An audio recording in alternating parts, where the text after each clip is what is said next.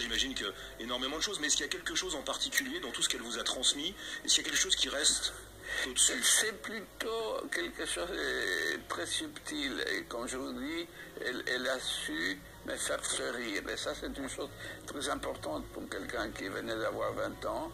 Et elle avait dit que j'allais être son dernier élève. Et vraiment, elle a donné tout son cœur. Et elle était pas particulièrement belle.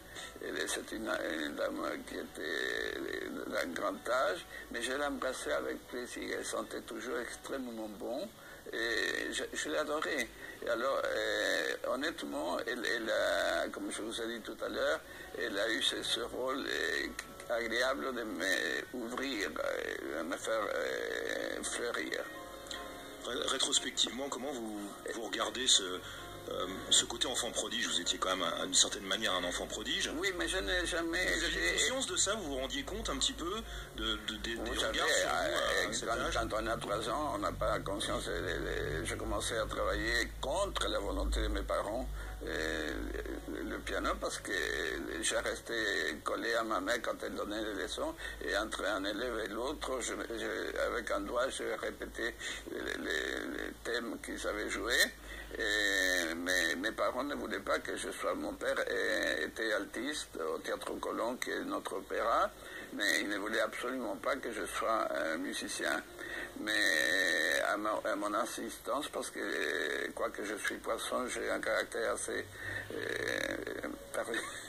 insistant, ils se sont rendus à l'évidence que j'étais né musicien. Je crois que je suis né musicien dès que j'étais conçu. Ma mère a commencé à me donner des leçons. Il y a 5 ans, j'ai fait mon premier concert. Alors, je n'avais pas, pour répondre à votre question, eu conscience d'être enfant prodige, parce que je n'ai jamais été ni cajolé, ni en disant mon petit joli, la.